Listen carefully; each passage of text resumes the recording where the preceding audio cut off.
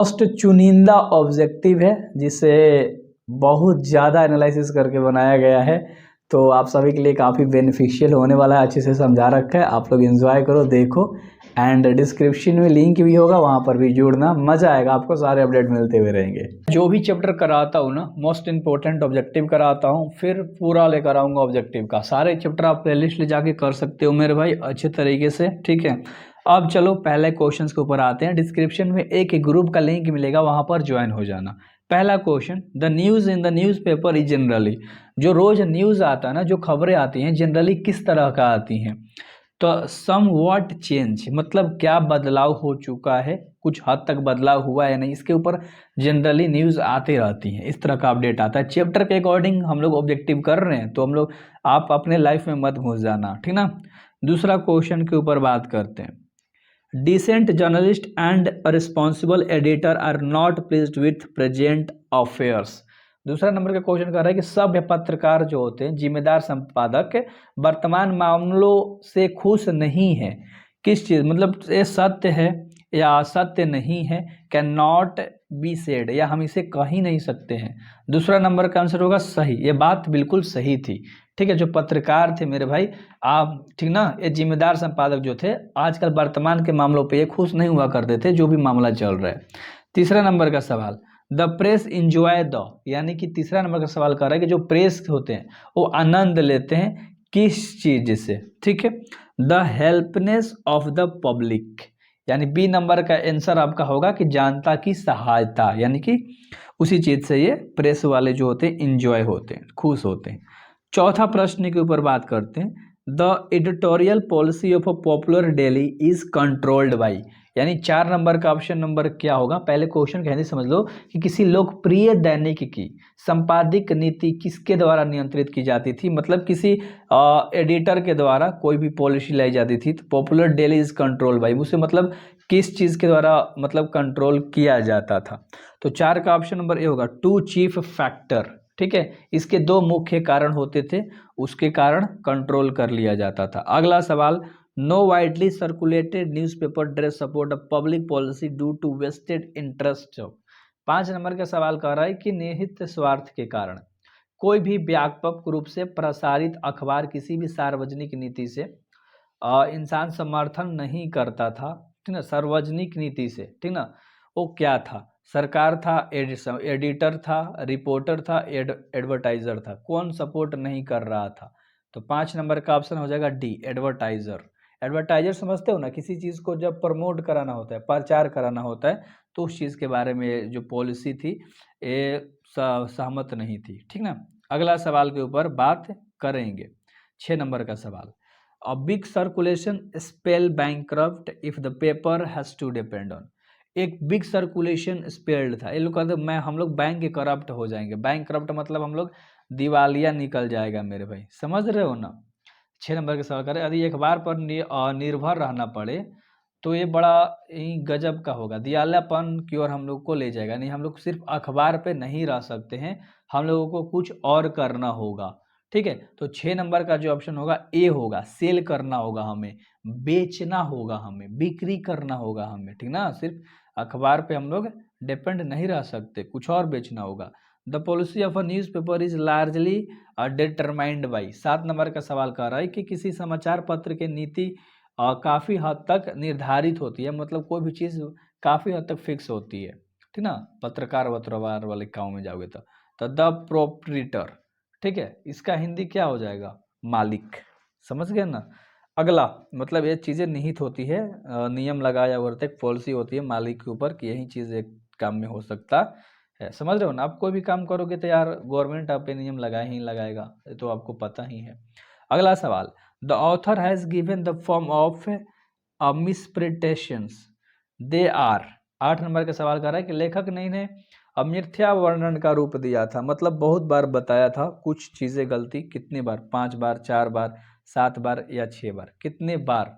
Miss representations, ठीक ना, मतलब गलत कुछ रिप्रेजेंटेशंस को कितने बार बता चुका था कि ये गलतियां है? तो 6 बार टोटल। कितने बार बता चुका था वो? 6 बार, ठीक ना, 6 बार बता चुका था। तो ये मिथ्यापूर्ण बातें हैं ये सारी चीजें।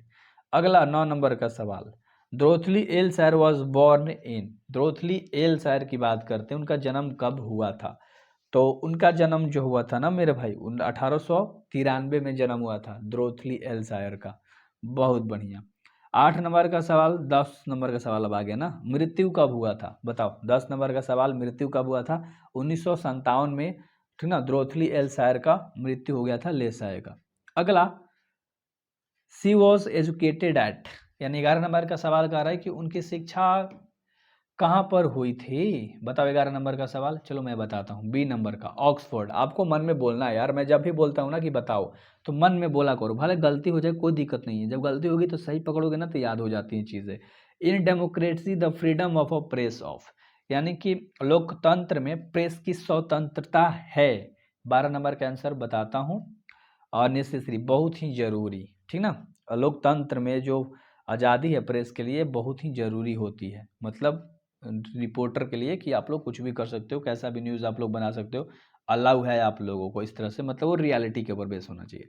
Freedom of a press is restricted during, यानी प्रेस की स्वतंत्रता किसके दौरान प्रतिबंधित की जा सकती थी? आपको बताना है, ठीक ना। वार, वार मतलब समझते हो ना यार, लड़ाई, ठीक है। अगला सवाल, द स्टेट इज द, यानी कि 4 नंबर का सवाल आपका कह रहा है कि द स्टेट इज द, यानी राज्य है, ठीक है। राज्य है, यानी कि 14 नंबर का आंसर आप बता दोगे किसका? सर्वेंट ऑफ द पीपुल, यानी लोगों का, ठीक है। किसका मेरे भाई? लोगों का ये राज्य है, समझ सकते हो ना। हाँ, बहुत बढ़िया। अगला सवाल हम लोग करेंगे, यहाँ पर, हाँ, सर्वेंट ऑफ द पीपुल था ना यार, नौकरों लोगों का, नौकर लोगों का, ठीक है। अगला सवाल 15 नंबर का, थोड़ा सा मिस्टेक हुआ था बस। The heaviest restrictions upon the freedom of the public opinion, यानी 15 नंबर का सवाल कर रहा है कि जनमत की स्वतंत्रता का सबसे बड़ा प्रतिबंध क्या था? द हैवीएस्ट रिस्ट्रिक्शंस, प्रतिबंध क्या था, सबसे बड़ी प्रतिबंध की बात कर रहा है। तो 15 नंबर का ऑप्शन आपका हो जाएगा बी,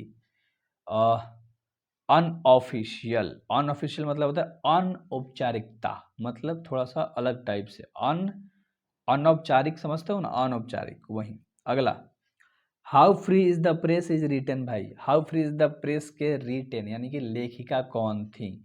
द्रोथली एल्सायर, लेख शायर इनका पूरा नाम था, याद देखोगे तो, ठीक है। अगला सवाल, इंट्रोडक्शन पार्ट देख लोगे ना, सब चीज़ें कंप्लीट हो जाएगी।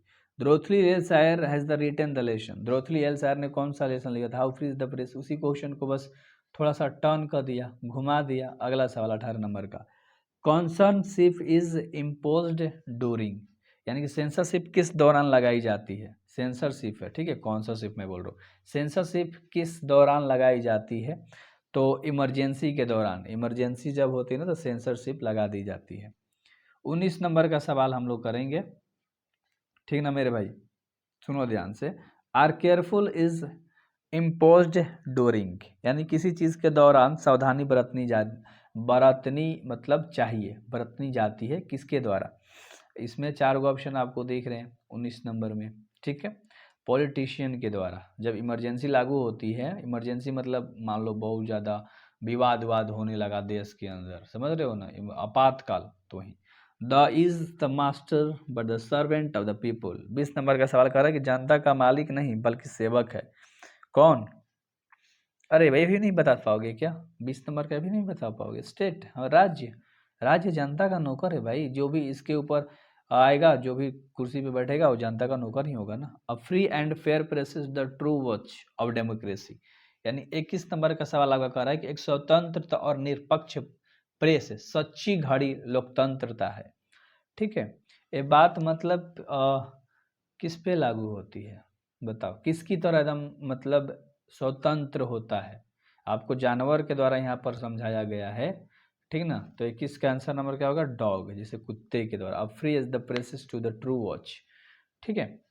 अगला सवाल के ऊपर बात करेंगे, the first chief sources of newspaper is renew, यानी 22 नंबर का सवाल कर रहा है कि किसी भी समाचार पत्र के राजस्व का पहला मुख्य स्रोत क्या होता है? इन लोगों का पहला मुख्य स्रोत क्या होता है मेरे भाई? राजस्व का मतलब धन संपत्ति कमाने का, समझ सकते हो? मतलब थोड़ा मोड़ा तो आमदनी होनी चाहिए ना न्यूज रिपोर्टर वालों को। एडवर्टाइजमेंट, इससे वो लोग धान बटोर सकते हैं, मतलब कुछ पैसे कमा सकते हैं। एडवर्टाइजमेंट मतलब बता चुका हूँ पहले ही, प्रचार होता है एडवर्टाइजमेंट। जो आप लोग टीवी पे देखते हो ना, साबुन के, शैम्पूल के, सब प्रचार वही एडवर्टाइजमेंट कहलाता है। Press is the under ordinary condition singularly free. 23 number सवाल करेंगे, प्रेस समान स्थिति पर पूरी तरह से स्वतंत्रता है। कहाँ देश दे दिया गया है, कहाँ किस तरह से, मतलब पूरी तरह से स्वतंत्रता है। 23 नंबर का सवाल है और उसके ऊपर हम लोग जाएंगे तो ब्रिटिश, ठीक है, ब्रिटिश, ऑप्शन नंबर बी, 23 का ऑप्शन नंबर बी। अगला सवाल 24 नंबर का करेंगे, अब बस 2 मिनट में ख़त्म कर देंगे। The second chief source of a newspaper is renew. दूसरा तरीका क्या है न्यूज़पेपर वालों के पास, प्रेस वालों के पास कमाने के लिए? दूसरा तरीका क्या है? The wealth of a owner, the wealth of a owner, ठीक है। अगला 25 नंबर का सवाल करेंगे and then last, the can make on a break reputation. 25 number का सवाल करेंगे, प्रतिष्ठा बना या बिगाड़ सकती है, क्या बताओ? प्रतिष्ठा बना भी सकती है, बिगाड़ भी सकती है प्रेस, ठीक ना। चाहे तो किसी को बदनाम कर देगी और चाहे तो किसी को ऊपर उठा देगी, तो लोगों को बहुत बेनिफिट होता है। The editorial policy of a popular daily is controlled by the chief factor. यानी किसी लोकप्रिय दैनिक की संपादकीय नीति की बात करते हैं तो मुख्य कारकों द्वारा नियंत्रित होती है। अब यहाँ पर बताना है आपको, ठीक है। लास्ट क्वेश्चन मैं बताऊँ, छोड़ दो ना यार, चलो बताता हूँ, दो। चलो अच्छे से आपको सारा कंप्लीट हो गया, अगला चैप्टर आएगा, सब्सक्राइब करना है एग्जाम में फोड़ने के लिए। So best of luck.